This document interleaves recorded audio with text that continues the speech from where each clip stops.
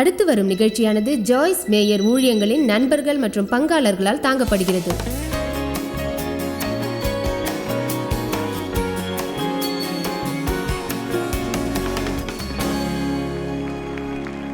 இன்று விசேஷமாக உங்களோடு பேச விரும்புகிறேன். உங்கள் தீர்மானத்தை உங்களுக்காக எடுப்பதற்கு அவர் மற்றவர்களை எப்போதும் அனுமதிப்பது இல்லை. நான் மறுபடியும் கூறுகிறேன், மற்றவர்களை உங்கள் சார்பில் உங்களுக்காக தீர்மானிக்க அனுமதிக்காமல் நீங்களாகவே தீர்மானம் செய்திடுங்கள். உங்களுக்காக எத்தனை தீர்மானங்களை நீங்களே எடுத்திருக்கிறீர்கள்? நான் நம்புகிறேன், நாம் கற்றுக்கொள்ளாத வரையில் நம்மால் தேவ சத்தத்தை கேட்க முடியும். மேலும் நம் சொந்த தீர்மானங்கள் நம்மை திசை திருப்பி சரியில்லாத வழியிலும் கொண்டுவிடும்.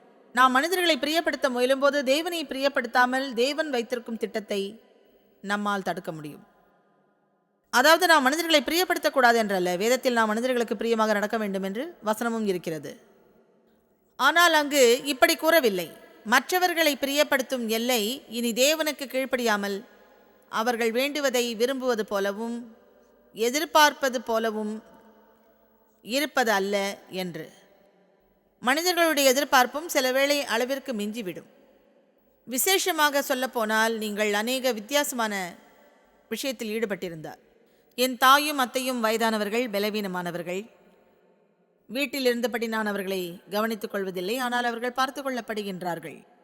அவர்களுக்கும் எதிர்பார்ப்பு இருக்கிறது, ஆனால் அதை என்னால் நிறைவேற்றி மகிழ்விக்க முடியாது. நீங்கள் பிறருக்கு உதவும்படிக்கு தேவன் விரும்புகின்றார், நானும் உதவிட அவர் விரும்புகிறார். ஆனால் நாம் அப்படி செய்யும்படி ஆவியானவரால் வழி நடத்தப்பட வேண்டும். மற்றவர்கள் எதிர்பார்ப்புகள் நம்மை ஆளும்படிக்கு நாம் அனுமதிக்க கூடாது. நான் ஒரு தாய், எனக்கு 4 பிள்ளைகள். நான் ஒரு மனைவி, எனக்கு 10 பேர பிள்ளைகள். எனக்கும் மக்களிடமிருந்து எதிர்பார்ப்புகள் உண்டு. நாம் கருத்தரங்குகளுக்கு வருகிறோம். இதில் எத்தனை பேர் நான் இதை செய்திட வேண்டும் என்று விரும்புகிறார்கள்? சிலர் இப்படி செய்ய விரும்புகிறார்கள், சிலர் அப்படி செய்ய விரும்புகிறார்கள். ஆனால் நான் ஒரு காரியத்தை கற்றுக்கொண்டேன். நாம் மாட்டோம் என்று சொல்வதை மக்கள் விரும்புவதில்லை. இதனை நாம் தகர்த்து முன்னேற வேண்டும். அவர்களுக்கு ஒன்று வேண்டுமானால் தேவ சித்தத்தால் தான் அதை அடைய முடியும் என்று அவர்கள் அறிந்திருக்கிறார்கள். நீ இதை செய்ய வேண்டும் என்று தேவன் என்னிடம் கூறினார். நீங்கள் கருத்தரங்குக்கு வர வேண்டும் என்று அவர் கூறினார். நீங்கள் என்னோடு மதிய உணவை சாப்பிட வேண்டும் என்று கூறினார். உண்மையை சொன்னால் எனக்கு அலுத்து போய்விட்டது. மக்கள் இதை உபயோகிக்கும் போது தேவன் என்னிடம் கூறினார் என்ற வார்த்தை நீங்கள் நினைப்பதை செய்திரும்படி ஒரு மந்திர வார்த்தையாக ஒருவருக்கு அழுத்தத்தை கொடுக்கிறது. உண்மையில் இது ஆவிக்குரிய நாடகம் என்று சிறிது தெளிவாகவே நீங்கள் அறிந்து கொள்வீர்கள். மேலும் கண்டிப்பாக நாம் இதை செய்திடக்கூடாது. கலாத்தியர் 1:10. உங்களிடம் பவுல் கூறுவதை கேட்கிறேன், இது அருமையானது என்று. நான் முயற்சிப்பது மனிதனை பிரியப்படுத்தவா அல்லது தேவனையா? நீங்கள் இதை யோசிக்க வேண்டும். நான் முயற்சிப்பது மனுஷனை பிரியப்படுத்தவா அல்லது தேவனையா? நான் ஆடுவது மனுஷனை பிரியப்படுத்தவா? நான் மனுஷனை பிரியப்படுத்துகிறவனாய் இருந்தால் கிறிஸ்துவுக்கு பணிவிடை ஊழியனாக நான் இருந்திட முடியாது. பவுல் உண்மையில் கூறுகிறார், நான் மெய்யாக மனுஷரை பிரியப்படுத்த முயற்சி செய்தால் என்னால் தேவனை மகிழ்விக்க முடியாது. அதன் பிறகு கர்த்தராகிய இயேசு கிறிஸ்துவுக்கு அப்போஸ்தலனாக என்னால் இருக்க முடியாது. இது எனக்கு அச்சத்தை கொடுத்து யோசிக்க செய்தது. உண்மையில் எனக்கு மக்களை குறித்த அச்சம். எத்தனை பேர் இதன் நிமித்தம் தங்கள் இலக்கை நிறைவேற்றாமலேயே இருக்கிறார்கள் என்று நான் யோசித்தேன். ஏனென்றால் நீங்கள் செய்யவில்லை என்றால் தேவன் உங்களுக்காக செய்யும்படி நிர்ணயித்ததை இழந்தது போல நீங்கள் எப்போது உணர்வீர்கள்? தேவன் என்னை ஊழியத்திற்கு அழைத்த போது பிசாசின் தாக்குதல் எனக்கு நேராக வந்தது. மக்கள் மூலமாக எனக்கு நேர்ந்தது. கிறிஸ்தவ மனிதர்கள். நான் ஒவ்வொரு முறை போதிக்கும் போதும் மனிதரை பிரியப்படுத்துதல் குறித்து நான் யோசிப்பது உண்டு. என் வாழ்க்கை அக்காலத்தில் நான் செய்யப்போவதோடு எவ்வளவு சரிநிலையாக இருக்கிறது என்று நான் ஜாக்கிரதையாக பார்ப்பதுண்டு. நான் பின்பற்றப் போவது என் இருதயத்தையா? எதுவாயினும் நான் உணர்ந்தது என் உள்ளத்தில் அது பைத்தியக்காரத்தனமாக இருந்தது. ஊழியத்தில் இறங்கவா? பெண்கள் அதை செய்யவில்லை. ஒருவேளை சிலர் இருக்கலாம், ஆனால் என்னுடைய சூழலில் ஒருவரும் இல்லை. போதிப்பது வேதத்தையா? எப்படி செய்வதென்று எனக்கு தெரியவில்லை. ஆனால் தேவன் தொட்டார். என் வாழ்க்கையை நிகழ வைக்கும் நிலையில் மேலும் எனக்குள் பற்றி எறிகிற விருப்பம் உண்டானது போதிக்கும்படி. அதாவது மக்களுக்கு எப்படி போதிக்க வேண்டும் என்று ஆரம்பத்திலேயே நான் அறிந்திருந்தேன். இயேசு மரித்தவர்கள் பெரும்படி கொடுத்ததை, மதம் என்னிடத்தில் திருடியதையும் நான் கண்டுபிடித்தேன். அந்த தேவனோடு உள்ள ஐக்கிய உறவை மேலும் நான் கட்டப்பட்டிருந்தேன். நியமங்கள், கட்டுப்பாடுகள் என்று அதனை பின்பற்றும்படிக்கு, சட்டங்களுக்கு உட்பட்டு எல்லா காரியத்தையும் செய்யும்படி. மற்றவர்களைப் போல எல்லாமே என்னுடைய தவறுதான். நான் மற்றவர் செய்ததை எச்சரித்தேன். நம் இருதயத்திற்காக கவனம் செலுத்த வேண்டும், அதிக கவனம் செலுத்த வேண்டும். அதாவது, இது எனக்கு வேலை செய்கிறதா, நான் பெற்றுக்கொள்ளுகிறேனா, நான் எதை பெற வேண்டும் என்று வேதம் கூறுவதை இதில் நான் ஈடுபடும் போது பெற்றுக்கொள்கிறேனா? 70ஆம் வருடங்களில் நான் கதற ஆரம்பித்தேன் தேவனை நோக்கி. அவர் என் வாழ்க்கையை அதன் பிறகு சீக்கிரத்தில் தொட்டார். சுவிசேஷத்தை பிரசங்கிக்கும்படி நான் பெற ஆரம்பித்தேன். சுருக்கமாக கூறுகிறேன், நான் இழந்தது எனது நண்பர்களை. குடும்பத்திலும் அநேகர் எதிர்க்க ஆரம்பித்தார்கள். சபையை விட்டு வெளியேறச் சொன்னார்கள். என் பெயரை இழந்தேன். அதாவது, வெளிப்படையாக இம்மாதிரியான சொற்களை மேடையிலிருந்து கூற நான் விரும்புவதில்லை. ஆனால் உணர்ந்தேன், நரகமே எனக்கு விரோதமாக வருவது போல. மேலும் என்னால் புரிந்து கொள்ள முடியவில்லை. தேவன் செய்ய சொன்னதாக உணர்ந்த அனைத்தையும் நான் புரிந்து கொள்ள முயற்சித்தேன். அவ்வளவுதான். தேவன் செய்யும்படி சொன்னதை, நான் உணர்ந்ததை செய்திட முயற்சித்தேன். என் குறிக்கோள் ஒன்றுமில்லை. மேலும் நான் இதைத்தான் தேவன் வேண்டுகிறார் நான் செய்திடும்படி என்று யோசிப்பதில்லை. புறக்கணிப்பையும் ஏற்றுக்கொள்ளப்படாதிருத்தலையும், பயமுறுத்தல், உறவுகளை இழந்து போவதாக, பெயர் கெட்டு போய்விடும், நமக்கான தேவ சித்தத்தை பெற முடியாமல் போகும் என்று நாம் அறிந்து கொள்வதாக எப்படி சாத்தான் உபயோகிக்கிறான் என்பதையும். அநேகர் பலசாலிகள், சித்தத்தின் மேலும் யாராலும் உங்களை கட்டுப்படுத்த முடியாது என்றும் எனக்கு கட்டாயம் தெரியும். ஏனென்றால் ஒரு நல்ல சந்தர்ப்பம் உண்டு. அதாவது, அநேக மக்கள், எல்லோரும் அல்ல, ஆனால் அநேக மக்கள், இங்கிருப்பவர்களுக்கு இச்செய்தி ஏதோ ஒரு விதத்தில் அவசியம். ஒருவேளை நீங்கள் கட்டுப்பாட்டிற்குள் வந்துடுவீர் அல்லது கட்டுப்படுத்த எண்ணிடுவீர். இரண்டில் ஏதாவது ஒன்று மிக அதிகம். அமைதியாக பார்ப்பதற்கு நன்றி.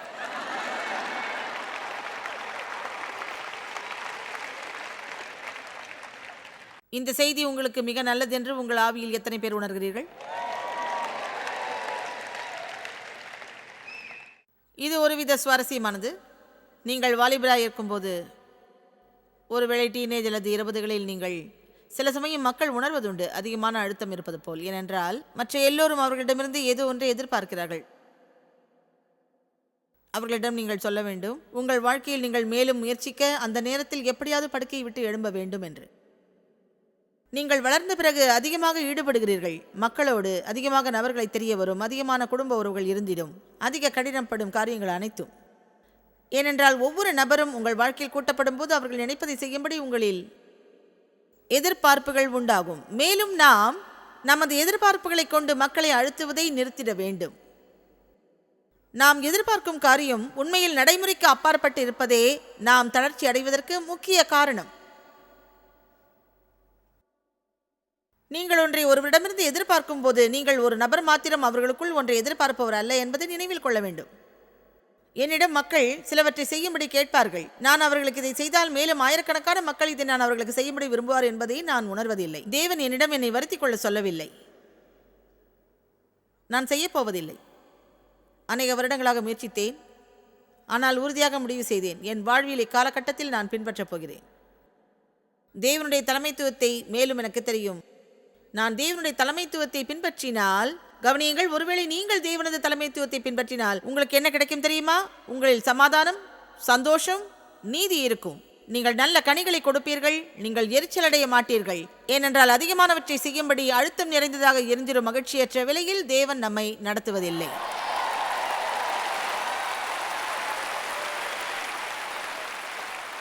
முழுமையான பதில், அழுத்தம் இல்லாத வாழ்வு வாழ தேவசத்தம் கேட்க கற்றுக்கொள்ளுதல், தேவன் செய்ய சொல்வதை செய்தல், மற்றவர்களின் எதிர்பார்ப்பினால் அழுத்தமடையாதிருத்தல், செய்ய வேண்டிய கட்டாயம் மற்றும் செய்யும்படி கடமைப்படுதல். நீ கட்டாயம் கடமைப்பட்டுள்ளாய்.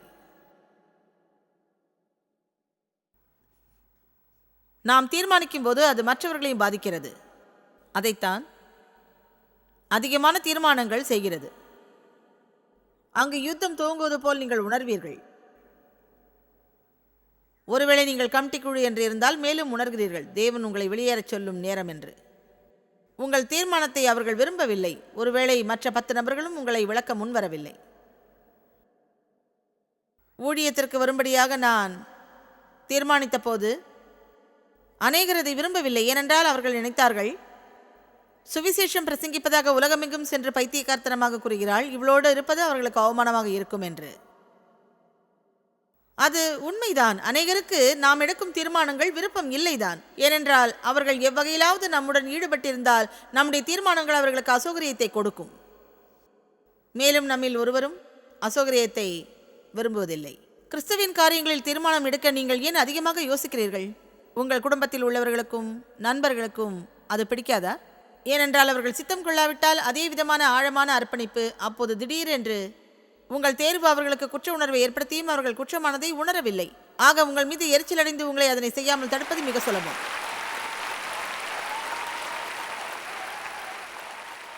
நான் உங்களுக்கு சத்தியத்தை கூற முடியும். நீங்கள் உண்மையாகவே தேவனை பின்பற்ற விரும்பினால், உங்கள் வாழ்வில் இங்கு இருப்பவர்கள் ஆனாலும் டிவி மூலம் பார்த்து கொண்டிருந்தாலும், நீங்கள் ஆவியின்படி நடத்தப்பட விரும்பினால், எதை நீங்கள் இன்னும் பார்க்க போகிறீர்களோ அதுதான் அடிப்படையானது. புதிய உடன்படிக்கையில் யாரெல்லாம் கிறிஸ்துவை ஏற்றுக்கொள்கிறார்களோ அவர்கள் இருப்பது புதிய உடன்படிக்கையின் கீழ்.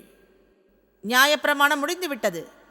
நாம் ஒவ்வொருவரும் தனித்தனியே ஆவியானவரால் நடத்தப்படலாம். 25 நபர்களை நாம் ஒவ்வொரு முறையும் நாம் என்ன செய்ய வேண்டும் என்று தீர்மானிக்கும்படி கேட்க வேண்டாம். ஆமென். நீங்கள் உங்கள் இருதயத்திற்கு உண்மையாக இருக்க வேண்டும். இல்லை என்றால் எப்போதுமே மகிழ்ச்சியாக இருக்க முடியாது. அதை யோசிக்க விரும்புகிறேன். நீங்கள் உங்கள் இருதயத்திற்கு உண்மையாக இல்லாவிட்டால் எப்போதுமே உங்களால் மகிழ்ச்சியாக இருக்க முடியாது. மீண்டும் சொல்கிறேன், நீங்கள் உங்கள் இருதயத்திற்கு உண்மையாக இருக்க வேண்டும். இல்லை என்றால் எப்போதுமே என்ன ஆனாலும் மகிழ்ச்சியாக இருக்க முடியாது.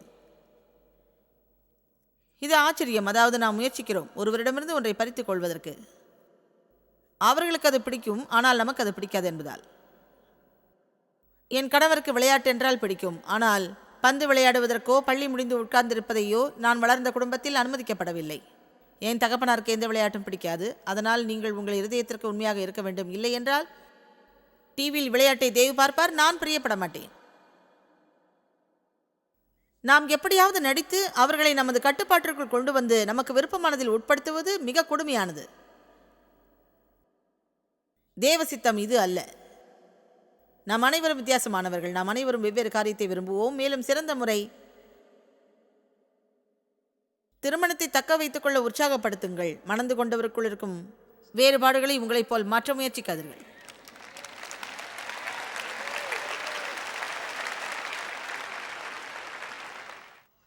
இன்றைய நாள் நன்றாகவே போய்க் கொண்டிருக்கிறது. அநேக ஆலோசனைக்காரர் இருந்தால் பாதுகாப்பு உண்டு என்று வேதம் கூறுகிறது. ஆனால் உங்கள் தீர்மானத்தை நீங்கள் தான் எடுக்க வேண்டும். இதில் ஒன்றும் தவறு இல்லை என்று நினைக்கிறேன். உங்களுக்கு தீர்மானம் செய்வதில் ஏதாவது கடினம் இருந்தாலோ அல்லது மிக முக்கியமான தீர்மானம் எடுக்க வேண்டியிருந்தாலோ தீர்மானம் சரியானதா என்று அறிந்திருங்கள். நீங்கள் இதை பார்த்துட்டு என்ன நினைக்கிறீங்கன்னு சொல்றீங்களா என்று கூறுவதில் தவறு இல்லை. ஆனால் நான் சொல்ல முடியும், இப்படி நீங்கள் 10 பேரிடம் கேட்டால் 10 வித்தியாசமான அபிப்பிராயம் உண்டாகும். நாம் செய்வதை பற்றி என்ன நினைக்கிறார்கள் என்று மக்களிடம் கேட்கிறோம், ஆனால் அவர்கள் செய்வதை அவர்கள் அறியாமல் இருக்கின்றார்கள். ஒருவேளை நீங்கள் யாரிடமாவது கேட்க முயன்றால் அவர்கள் மதிக்கத்தக்கவர்களாகவும் காரியத்தை நிதானித்தவராகவும் இருக்க வேண்டும். அவர்களை நான் மதிக்கிறேனா? நான் அவர்கள் வாழ்வில் நல்ல கனிகளை பார்க்கின்றேனா? நான் உண்மையாகவே இவர்கள் சொல்வதை கேட்கும் விருப்பம் கொண்டுள்ளேனா? நம்முடன் இணைந்து ஏற்றுக்கொள்பவர்களை நாம் அநேக நேரத்தில் நம்பிக்கையற்றவர்களாக தேடுகிறோம். இப்படி ஆரம்பிக்கிறோம், நீங்கள் என்ன நினைக்கிறீங்க, என்ன நினைக்கிறீங்க, என்ன நினைக்கிறீங்க. பிறகு திடீரென்று ஒரு நாள் நாம் குழப்பமடைந்து இருதயத்தில் கொண்டிருந்த காரியத்தை நாம் செயல்படாமல் விட்டு விடுவோம். ஆகவே யாராவது உங்களிடம் ஆலோசனைக்கு வந்தால் அவர்தான் நீங்கள் ஆலோசனை பெற விரும்பிய நபர் என்று தெரிந்து கொள்ளுங்கள். ஆனால் நீங்கள் ஒருவேளை மிக தெளிவாக உங்கள் இருதயத்தில் மேலும் அதை குறித்து ஜெபித்திருக்கிறீர்கள், மேலும் நீங்கள் செய்யப்போவது முற்றிலும் வேதத்திற்கு புறம்பானதல்லவென்றால் கட்டாயம் நீங்கள் உங்கள் இருதயத்தை பின்பற்றுங்கள். இந்த கேள்வி எப்போது வரும்? நான் தவறாக இருந்தால் எப்படி? அப்போது நீங்கள் தவறாக இருப்பீர்கள். மேலும் அதுவே முடிவாகி விடாது. தேவன் உங்களை நேசிப்பார், நீங்கள் கற்றுக்கொள்வீர்கள். உப்ஸ், நான் மறுபடியும் அதை செய்வதில்லை. நாம் மிக பயப்படுகிறோம் தவறு செய்வதற்கு. அநேக நேரங்களில் நாம் தவறு செய்திட மிக பயப்படுகிறோம். அதனால் நாம் நம் இருதயத்தை பின்பற்றாமல் 25 நபர்களின் அங்கீகாரம் கேட்கிறோம், இதைத்தான் நான் செய்ய வேண்டும் என்று. அவர்களுக்கு நன்மை ஏதும் இல்லாவிட்டால் அவர்கள் அதற்கு உடன்படுவது இல்லை. நான் இதை வேண்டும் என்று சொல்லவில்லை, அதாவது அதுதான் உண்மை, தெரியுமா? உண்மை ஆலோசனை, உண்மை ஆலோசனை, மெய்யான ஆலோசனை, தேவன் பக்கமாக நடத்திடும் நல்ல ஆலோசனை வாழ்வை ஓடச் செய்ய அது முயற்சிக்காது. இப்படிப்பட்ட சூழ்நிலையில் நான் என்ன செய்வது என்று நீங்கள் வந்து என்னிடம் கேட்டால், என்னிடம் அதிரடி வசனம் இருக்கிறது உங்களுக்காக. போய் தேவ சத்தத்தை கேள். ஏனென்றால் அதை எப்படி செய்வதென்று மக்கள் கற்றுக்கொள்ள வேண்டும். மீண்டும் ஒரு முறை, முழுமையான அழகு புதிய உடன்படிக்கையில் தனிப்பட்ட ஒவ்வொருவரும் வழிநடத்தப்படுவர் பரிசுத்த ஆவியின் மூலம். நீங்கள் தேவ சத்தம் கேட்க முடியும். உங்களுக்குள் தேவ அபிஷேகம் இருக்கிறது. அதுதான் பரிசுத்த ஆவியின் பிரசன்னம். உங்கள் வாழ்வில் அவர் உங்களுக்கு எது சரி எது தவறு என்று உங்களுக்கும் உங்கள் குடும்பத்திற்கும் அவர் தெரியப்படுத்துவார். ஆமென். மேலும் நீங்கள் எங்கும் போய் காரணம் இல்லாமல் நீங்கள் செய்யும்படி வழிநடத்தப்படுவதை யாருக்கும் மிக தெளிவாக விவரிக்க வேண்டும். நீங்கள் விளக்கி கூறுவதில் பல குழப்பங்களை அந்த முயற்சி குறைத்துவிடும். அதில் ஒரு தவறும் இல்லை. ஆனால் ஒருவேளை உங்களுக்கு தெரியாது ஏன் உணர்ந்தீர்கள் அதை செய்யும்படி என்று. உங்களுக்கு தெரிந்ததெல்லாம் நீங்கள் உள்ளாக பலவந்தமாக உணர்ந்தீர்கள் எதை எப்போது செய்ய வேண்டும் என்பதை. மற்றவர்களுக்கு அதுவே போதுமானது. நான் சொல்ல வருவது, இதற்கு மேல் யாரையும் கட்டுப்படுத்த நான் உட்படவில்லை. அது எனக்கு தேவையும் இல்லை. என் காரியமே நிறைய இருக்கும்போது உங்களுடைய இதை செய்ய எனக்கு அவசியம் இல்லை. அநேக வருடம் என் வாழ்வில் நான் அப்படி இல்லை. நான் என்ன செய்ய வேண்டும் என்று கேட்டு அவர்களோடு முழு நேரத்தையும் செலவழித்து என்ன செய்வது என்று கூறிட செய்பவர்களை துரத்துங்கள். அந்த பொறுப்பு எனக்கு தேவையில்லை. உங்களால் தேவ சத்தத்தை கேட்க முடியும். உங்களை நம்புங்கள். நீங்கள் என்ன செய்ய வேண்டும் என்று நினைக்கின்றீர்கள், தேவனுக்குள் நீங்கள் அதை செய்திருங்கள். சமாதானத்தை பின்பற்ற வேதம் கூறுகிறது. தேவ சத்தம் கேட்பது அவ்வளவு கடினம் அல்ல. தெய்வ வார்த்தைக்கு விரோதமாக இருந்தால் செய்யாதீர்கள். அது முட்டாள்தனமா? செய்யாதிருங்கள். வேதம் கூறவில்லை உங்களிடம் எதை வாங்கலாம் வாங்கக்கூடாது என்று. கடன்படாதீர்கள் என்று சொல்கிறது. ஆகவே உங்கள் திராணிக்கு மேல் செலவு செய்யாதிருங்கள். அது சுலபம். கொலோசையர் 3:15 பார்க்கலாம். என்னில் நான் மகிழப் போகிறேன், நான் தீர்மானித்து விட்டேன்.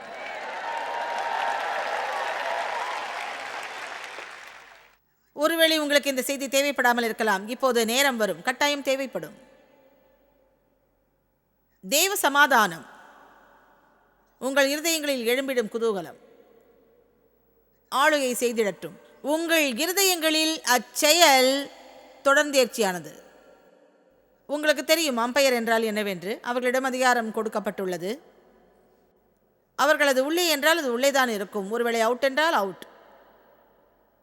அது சுவாரஸ்யமான உதாரணம். ஏனென்றால் விரிவாக்க வேதாகமத்தில் கூறப்பட்டுள்ளது, உங்களுக்கு சமாதானம் இருந்தால் அது இருக்கும், இல்லை என்றால் சமாதானம் இருக்காது. உங்கள் மனதில் ஒவ்வொரு கேள்விகள் எழும்போது எதற்காக தேவன் உங்களை அழைத்திடாரோ அந்த சமாதான நிலையில் வாழும்படி அதை தீர்மானித்து நிர்ணயித்திடுங்கள். தேவனுக்கு நன்றியுடன் துதி செலுத்துங்கள். சமாதானத்தை பின்பற்று. உங்களால் தேவ சத்தம் கேட்க முடியும். அநேக முறைகள் நீங்கள் என்னிடமிருந்து அதை கேட்பீர்கள். ஏனென்றால் அநேக மக்கள் அவர்களால் முடியும் என்று நம்புவதில்லை. வேண்டுமென்று விரும்புகிறார்கள், ஆச்சரியமடைகிறார்கள். அவர்களால் முடியும் என்றால் முடியும் என்று நம்புகிறார்கள். துரிதமாக தெளிவாக நீங்கள் உங்களை நம்ப வேண்டும். தேவனிடம் கூறுங்கள், தேவனே, நான் உம் சத்தம் கேட்க வேண்டும். உமது சித்தத்திற்கு புறம்பாக நான் ஒன்றும் செய்ய விரும்பவில்லை. நீர் என்னிடம் பேசும்படிக்கு உம்மை நம்புகிறேன். மேலும் உமது சத்தத்தை நான் கேட்பேன் என்று உம்மில் என்னை நம்புகிறேன், விசுவாசிக்கின்றேன். ஆமென். சிலர் உங்களில் திடமான தெய்வீக விருப்பத்தை நேர்த்தியாக கொண்டிருக்கிறீர்கள், மேலும் நீங்கள் பயப்படுகிறீர்கள் அதை பின்பற்றுவதற்கு. உங்களுக்கு கிடைத்தது ஒன்றிரண்டு நபரிடம் நிராகரிப்பு, வியர்த்தமான பார்வை. ஆகையால் மகிழ்ச்சியற்ற நிறைவேறாத நிலையில் உட்கார்ந்து விட்டீர்கள். ஏனென்றால் மற்றவர்களை மகிழ்ச்சியோடு அமைதியோடு வைத்துக்கொள்ள விரும்புகிறீர்கள். 1 யோவான் 2:27. ஆனால் நீங்களோ, அது நீங்கள்தான், நீங்கள் ஆனால் நீங்களோ அபிஷேகம் பெற்று. அப்படி என்றால் என்ன? அது தேவனுடைய பிரசன்னம். ஒன்றை செய்யும்படி தேவனிடமிருந்து வந்த திறன். அந்த அபிஷேகம் பரிசுத்த நியமனம். அபிஷேகம், இந்த வார்த்தை எனக்கு மிக பிடித்தது. எப்படி என்றால் பரிசுத்த ஆவி. அதாவது தேவன் எனக்கு இதை செய்யும்படி அபிஷேகம் கொடுத்திருக்கிறார். என் 47 வயது வரை இந்த ஊழியத்தை நான் தொடங்கவில்லை. அது நம்பிக்கைக்கு அப்பாற்பட்டது. தேவன் என்ன உங்கள் மூலம் செய்வார் என்பது நீங்கள் போராடி விரோதமாக வரும் அனைத்தையும் மீற சொல்லிடும்போது, என்னால் முடியும் என்று தேவன் கூறினால் என்னால் முடியும். மேலும் உங்களுக்கு சொல்கிறேன், தேவன் ஒன்றை உங்களிடம் பேசினால் அதை குறித்து உங்களுக்கு உறுதி இல்லை. அதை செய்யும்படி முயற்சிப்பதில் உங்கள் பெயரையும் இழந்திட தயாராக இருக்க வேண்டும். ஏனென்றால் நாம் சிறு படகில் இருக்கும் வரை மற்றவர்களோடு இணைந்து மிதந்திடுவோம். நாம் ஏற்றுக்கொள்ளப்பட்டு அனைவரும் மகிழ்கிறார்கள். ஆனால் நீங்களாகவே படகை செலுத்த துவங்கினாலோ அல்லது படகை விட்டு வெளியேறினாலோ, அசாதாரணமானதை செய்ய முயற்சித்தாலோ, பிறகு எல்லோரும் ஆரம்பித்திருவீர்கள். உங்களுக்கு அபிஷேகம் இருக்கிறது. பரிசுத்தாவிய நிறைவை உங்கள் வாழ்வில் நீங்கள் பெற்றிருக்கிறீர்கள் ஒன்றை செய்யும்படி. மேலும் அது உங்களை தூண்டிவிடும், பெலன் கொடுக்கும், மேலும் உங்களுக்கு விருப்பத்தை கொடுக்கும். ஒன்றை செய்ய எப்படி தேவன் உங்களை அழைக்கிறார்? ஒன்று நான் சொல்வேன், தேவன் என்னை அழைத்த போது அந்த நாளிலிருந்து எனக்குள்ளாக இதை செய்யும்படிக்கு பொங்கி எழும் விருப்பம் இருந்தது. வெறும் விருப்பம், திடமான விருப்பம். ஆக ஒருவேளை உங்களில் சிலர், எனக்கு தெரியாது, ஒருவேளை உங்களுக்கு இந்த திடமான விருப்பம் இருக்கலாம், மக்களுக்கு உதவும்படி. அப்படி என்றால் அது ஊழிய வரத்தில் உதவி ஊழியமாகும். மக்களுக்கு உதவும்படி தேவன் உங்களை அழைக்கிறார். நமக்கு எல்லாவித வித்தியாசமான வரங்கள் இருக்கிறது. ஒரு சொந்த தொழில் ஆரம்பிக்குமாறு உள்ளான விருப்பம் உங்களுக்குள் இருக்கலாம். வாழ்நாள் முழுவதும் மற்றவருக்கே வேலை செய்யாதீர்கள், வெளியேறி முயற்சித்திருங்கள். ஒருவேளை ஒத்து வரலனா ஏதாவது வேலை தேடுங்க. நான் உண்மையாக நம்புகிறேன் என்னவென்றால் தைரியமாக முன்னேறி முயற்சிப்பது, மேலும் மறைந்து கொண்டு வாழ்க்கை முழுவதும் வருத்தப்படுவதல்ல. மறுபடியும் சொல்லட்டுமா? சும்மா மறைந்து கொண்டு செயல்படாமல் பின்னர் வாழ்வில் வருந்துவதை விட நாம் அடியெடுத்து வைத்து முயற்சிப்பது நல்லது. தவறு செய்து விடுவோம் என்று மிக பயப்படுகிறோம். நீங்கள் தவறு செய்தால் உலகமே நின்று போவதில்லை. அவருடைய அபிஷேகம் உங்களுக்குள் இருக்கிறது. இங்கிருந்து போகும்போது நீங்கள் வல்லமையை உணர வேண்டும். நீங்கள் தைரியமாக நெஞ்சை நிமிர்த்தி கூற வேண்டும், தேவன் எனக்குள்ளாக வாழ்கிறார், நான் அவருடைய பிள்ளை, நான் அபிஷேகிக்கப்பட்டவன், என்னால் தேவ சத்தம் கேட்க முடியும், நான் நடத்தப்படுவது ஆவியானவரால் என்று. சொங்கி போல் இப்படி சொல்ல வேண்டாம். நீங்க என்ன நினைக்கிறீங்க? நான் சிறப்பாக செய்யணும், எனக்கு தெரியல, ஆனா நான் செஞ்சா என்னை எல்லாரும் வித்தியாசமா பார்ப்பாங்கன்னு நினைக்கிறீங்களா? பார்க்கலாம், இருக்கலாம். நான் வேறுபட்டவள் என்று பலர் நினைக்கிறார்கள், ஆனால் அதிக மக்கள் என்னை நேசிக்கிறார்கள். உங்களை வித்தியாசமாய் பார்ப்பவர்களை விட்டு விலகுங்கள்.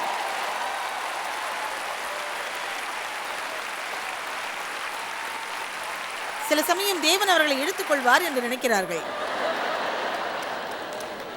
நான் அந்த வாலிபனை பற்றி சொன்னேன் அல்லவா? அதிகமாக மது அருந்திவிட்டு திடீரென்று என்னுடைய நிகழ்ச்சி அரங்கில் பாதி ராத்திரியில் நுழைந்து என்னை பார்த்து சிரித்தான்.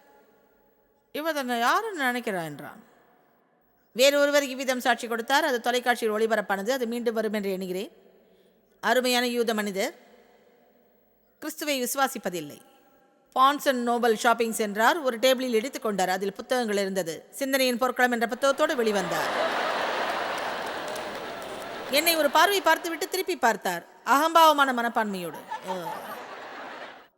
கொஞ்சம் கொஞ்சமாக படிக்க ஆரம்பித்தார். அதை வீட்டில் ஒளித்து வைத்தார். அவர் வாசிப்பது ஒரு கிறிஸ்தவ தலைவரின் புத்தகம் என்று அவர் மனைவிக்கு தெரியாது. மீண்டும் போய் வேதத்தை வாங்கினார், வீட்டிற்குள் ஒளித்து வைத்தார். சுவாரஸ்யம் என்னவென்றால், ஒருவர் வாசிக்கும்படி கொடுத்ததாக அவர் மனைவிக்கும் ஒரு பழைய வேதம் கிடைத்தது. அவரும் ஒளித்து வைத்து வாசித்து வந்தார்.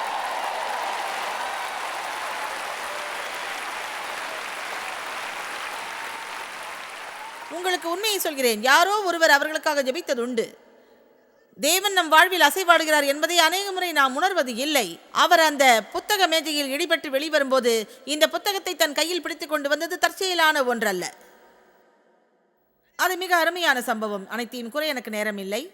இறுதியில் இருவரும் ரட்சிப்பை அடைந்தார்கள். உறவினரில் அநேகரை தேவனுக்குள் நடத்த அவரால் முடிந்தது. அதில் ஒருவர் 90 வயதான அவரது தாயார். மேலும் அவர்கள் கிறிஸ்துவை ஏற்றுக்கொண்டார். முதலில் அவர்கள் கவனிக்கவில்லை, கேட்க முற்படவில்லை. இறுதியில் அங்குள்ள வேலையாட்கள் இரவு நேரங்களில் அவருக்கு வேதத்தை வாசித்தார்கள். வேலையாட்களை அனுப்பும்படி அவர் மகன் கூறியதை கவனிக்கவில்லை.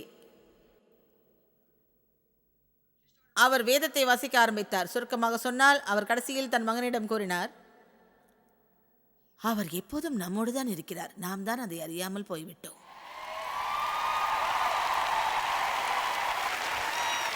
நம்முடைய மேசியா அங்கேயே இருந்தார், நாம் அதை அறியாமல் போய்விட்டோம். மேலும் இப்போது அதை நாம் டிவியில் ஒளிபரப்புகிறோம். அது உலகமெங்கிலும் செல்கிறது. எத்தனை மக்கள் அதில் சேர்க்கப்படுகிறார்கள்? தேவன் ஒரு திட்டத்தை வைத்திருக்கிறார். அந்த திட்டத்தில் நீங்களும் ஒரு பங்கு. நீங்கள் மனிதருக்கு பயப்படுகிறவராய் இருந்தால் நீங்கள் உங்கள் பங்கை செய்ய போவதில்லை.